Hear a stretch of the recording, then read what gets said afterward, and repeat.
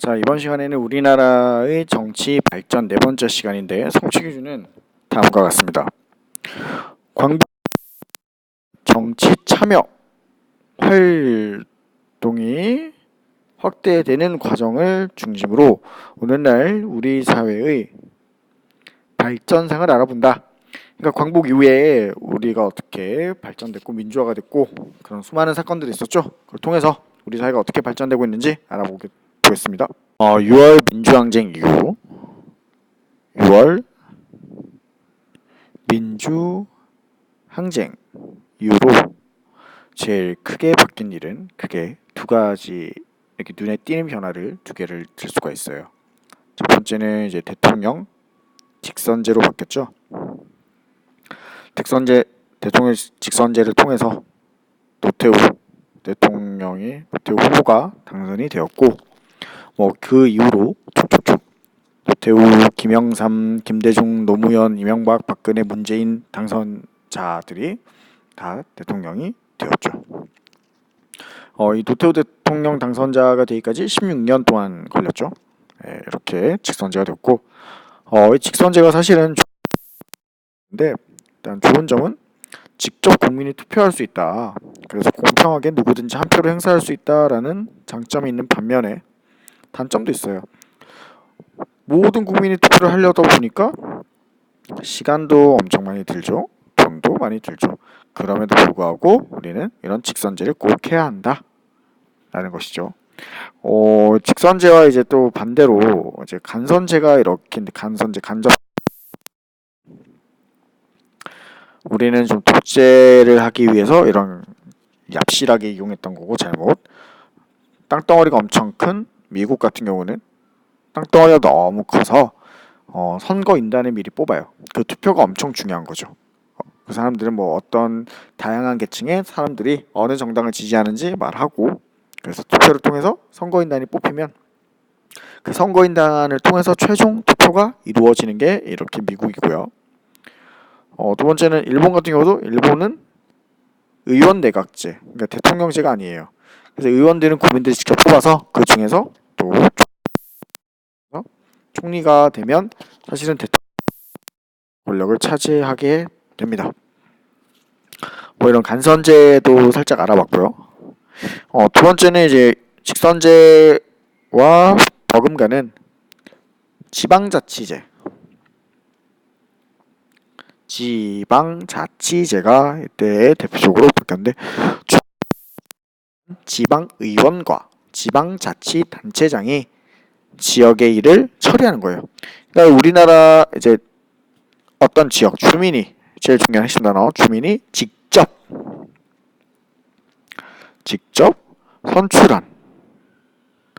선출한 지방의원과 오늘은 약간 예은이랑 비슷한 것 같은데 의원과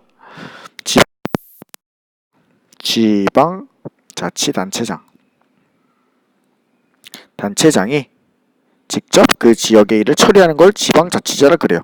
쉽게 얘기하면 우리 밀양시의원과 밀양시장 이 사람들 우리 밀양 시민들이 직접 지역에 처리하는 게 지방자치제인데 이 지방과 자치라는 말로 이렇게 나눠볼 수 있어요. 우리 지방 말고 중앙이라고 하죠. 중앙, 수도권 중앙은 우리 지방정부와 주민 이렇게 좀 나눌 수 있는데 우리 지방과 이제 중앙정부 이렇게 하고 자치는 스스로 다스린다 이렇게 할 수가 있는데 너무 어렵게 가진 말고 중앙정부에서 그리고 우리 지역의 일은 우리 지역의 사람들이 제일 잘 알기 때문에 이런 대신 우리가 모두가 민주주의를 참여했었기 때문에 대신 나의 뜻을 전해주는 대의 민주주의와 그다음 중앙정부로부터의 독립 이런 것들이 이제 풀뿌리 민주주의라고 해요.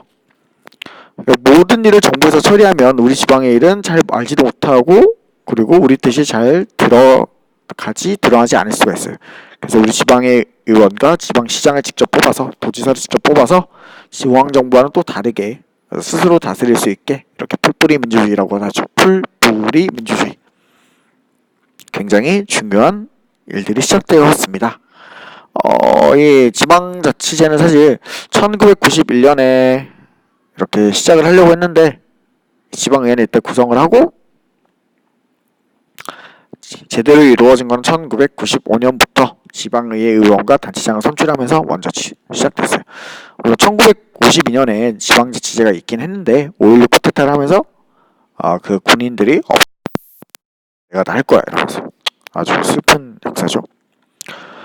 자, 그리고 세 번째는 우리가 좀 알아봐야 할 게 있는데 주민소환제예요. 주민소환제는 우리 손으로 직접 뽑은 지방의원과 지방단체장, 그러니까 시장 이런 사람들이 일을 잘 못한다. 그러면 그 지역 시민들이 다시 투표를 해요. 저 사람은 일을 잘 못하네요. 그러면서 투표를 통해서 다시 이 사람들을 자를 수가 있어요. 우리 손으로 뽑은 거 우리가 자를 수 있다. 이게 주민소환제인데 항상 장점은 국민들이 직접 정치에 참여할 수 있다는 장점도 있고 그리고 정치인들이 국민들의 눈치를 보면서 시민들의 일을 할 수 있다는 아주 장점도 있는데 열심히 한다는 물론 단점도 있어요. 그러니까 자꾸 이렇게 눈치를 보다 보니까 큰 일, 그러니까 약간 장기적으로 해야 될 일을 처리하지 못하는 거야. 일을 좀 길게 보다 보면 당장에 아쉬울 수도 있잖아. 그렇죠? 그런데 그렇기 때문에 길다랗게 일을 못하고 짧게 아주 간단하게 눈에 띄는 그런 일들만 하게 된다는 거야.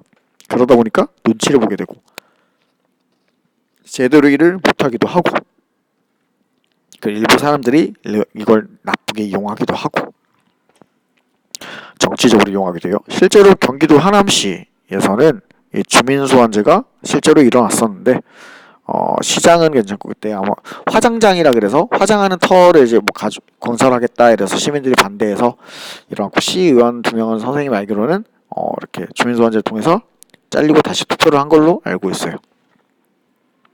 이런 제도들이 있는데 선생님이 숙제를 낼 거예요. 숙제는 우리나라 민주정치를 발전시키기 위해서 어떤 제도가 필요한지 한번 숙제를 해보도록 하세요. 써보세요. 어떤 제도가 필요하고 왜 필요한지. 이번 정리노트부터는 알죠? 숙제. 자, 오늘날에는 여러분 시민들이 어떤 사회 공동체 문제에 참여하는지 문제가 있으면 어떻게 참여하는지 한번 알아보도록 할게요. 과거에는 주로 어떤 거였지? 자, 여러분 거리로 나갑시다. 집 이런 걸 엄청 많이 했죠. 그러다 보니까 수많은 사람들이 다치고 죽고 뭐 이런 일들이 많이 있었죠. 피해 민주주의. 물론 이게 잘못됐다는 건 아니야. 과격한 시위도 필요할 때가 있어요. 하지만 이제 오늘날 트렌드는 크게 이제 선생님 뭔가 이거 좀 잘못됐다. 좀 바꾸자 이럴 때는 주로 이렇게 이런 말 들어봤죠? 우리 여러분을 같이 하고 있지. 이제 외교관 다른 나라 관리 어디냐 대사관 이런 데서 시위할 때는 2명 이상 뭐 이렇게 못한다라는 약간 그런 게 있어서 어느 순간부터 국가기관 앞에서 1인 시위를 많이 해요. 1인 시위. 혼자서 하는 건 괜찮거든요. 피켓 들고 하는 거 있죠? 그다음에 요즘 사람들은 SNS, 페북이나 뭐 인스타나 이런 거 되게 열심히 해. 그치? 그래서 허위 정보도 되게 많아요. 초등학생들은 특히 조심해야 돼. 약간 반대하는 이런 것도 있고 주로 참여를 열심히 하는 게 있어요. 선거 하죠. 이거 열심히 해야 돼. 그쵸? 두 번째는 구청회. 나라에서나 지방자치에서나 단체에서나 뭔가 일을 하거나 사업을 하기 전에 항상 시민들에게 물어봐요. 국민들에게 우리 이렇게 할 건데 와서 한번 설명 한번 들어보시고 동의하는지 반대하는지 의견을 주세요. 그런데 꼭 가져야 돼. 왜 우리 지방에 거기 가서 저 싫은데요? 그렇지 않으면 그 일들이 진행될 가능성이 되게 높거든요. 그래서 정당 가입 되게 많이 해요. 정당 가입도 하고 후원금도 내면서 시민단체도 가입하고 이런 식으로 정치 참여를 되게 열심히 하고 있습니다. 숙제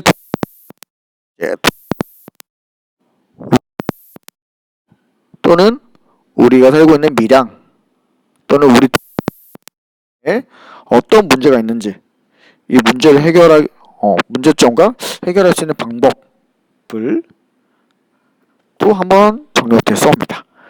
그리고 그러면 오늘은 약간 질문은 부당히 숙제 2개를 열심히 해갖고 오면 월요일날 할게 생골. UCC를 만들 때도 선출문을 만들 때도 이 2가지 중심으로 만들어서 약간 캠페인 동영상 이런 느낌으로 하면 좋을 것 같아요. 선생님이랑 그러면 주말 잘 보내고 월요일에 만나도록 합시다. 퀴즈는 딱히 없고 정리노트 잘해서 숙제 잘해서 부모님께 확인 도장이나 사인 꼭 받아오시고 부모님들 의견 받아와도 돼요. 월요일에 만나요.